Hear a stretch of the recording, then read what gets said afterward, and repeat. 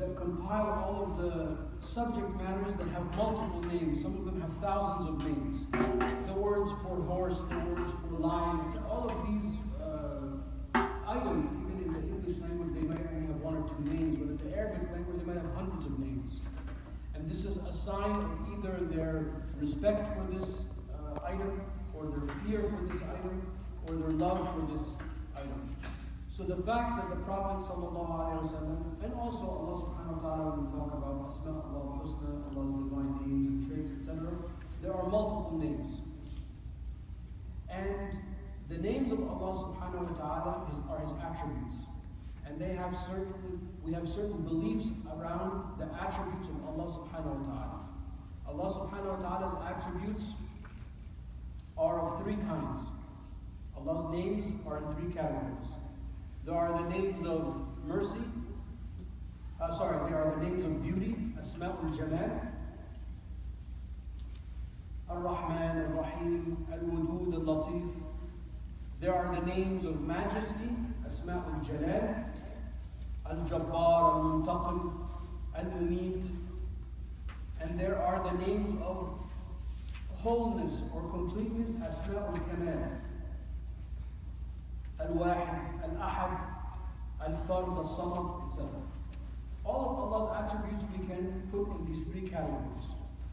Allah subhanahu wa ta'ala's attributes, there is a human meaning to these attributes. So when you say Allah is merciful, you can say that I'm also merciful to my children, or I'm merciful to so-and-so. But my mercy is not like the mercy of Allah subhanahu wa ta'ala's mercy. It's just that it's a word that we also use to describe human interactions. But we believe in Allah subhanahu wa ta'ala, laysa kamithlihi shay. Allah, nothing is like Allah subhanahu wa ta'ala. So Allah subhanahu wa ta'ala's names that are the names of beauty, the attributes of beauty, we are to acquire those attributes the human attributes for ourselves. Allah is merciful, we should be merciful. Allah is loving, we should be loving. Allah is subtle, Al-Latif, we should be subtle, Al-Latif.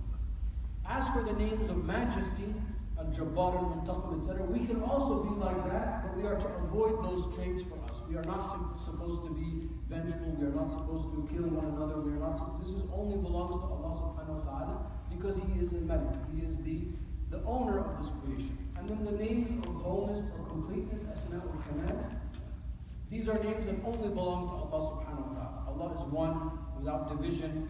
Allah is all powerful. Allah is all seeing. We can't be like that. So the ulama, they understood these terms of the same way. And furthermore, to highlight the importance of the nature of Allah subhanahu wa ta'ala, Allah ta'ala chose that the first verse of the Quran, Bismillahir Rahmanir Rahim, that Allah chooses two attributes from the attributes of beauty, Ar-Rahman, Ar-Rahim. Allah subhanahu wa ta'ala could have balanced it, and He could have said Bismillah Ar-Rahman Al-Muntaqim.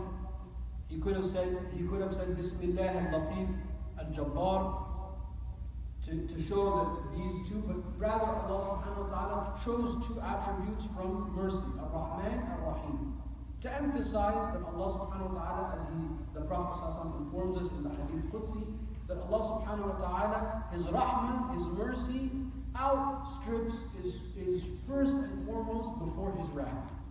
So when we worship Allah subhanahu wa ta'ala, remember that we are worshiping Ar-Rahman, Ar-Rahim, Al-Wudud, etc. Likewise, with Sayyidina Muhammad sallallahu alayhi wa sallam, he has many names. And all of the names of the Prophet sallallahu alayhi wa sallam are descriptions of Sayyidina Muhammad sallallahu alayhi wa sallam. So even though in the book he's going to give us some of these names, there are hundreds and hundreds of names for the Prophet sallallahu alayhi wa sallam. And many of the ulama wrote books about the names. Some of them have even listed 900 names for the Prophet sallallahu alayhi wa sallam, as an indication of how important, of how great, of how much we love and respect the Prophet sallallahu alaihi wasallam. For people that read the Dala'il al-Khayrat, the famous manual of prayers or durood of the Prophet sallallahu alaihi wasallam, in the beginning of the Dala'il, he has a section mentioning the names of Sayyidina Muhammad sallallahu alaihi wasallam. So this is also, you find this in our literature. So he's going to give us some of these names. But remember that the names of the Prophet ﷺ are descriptions of him. So anything that you can describe the Prophet with, that becomes one of his names. So he says in the beginning of the section, the established hadith that the Prophet ﷺ says, I am Muhammad, I am Ahmad, I am Al-Mahi. Al-Mahi is to erase. Allah erases disbelief through the Prophet ﷺ. And this actually is an Arab, it's not a very common name, but you'll find people whose name is Mahi. This is one of the names of the Prophet ﷺ. He said, I am Al-Hashir, I am the one that gathers people. You know, when we ask Allah Ta'ala for the intercession of the Prophet Yawm al-Qiyamah, this is his role, that he will bring the people around him, Yawm al-Qiyamah, inshaAllah, Allah will be amongst them. And I am Al-Aqib. I am the end of this line or lineage of the prophets. Nobody will come after me.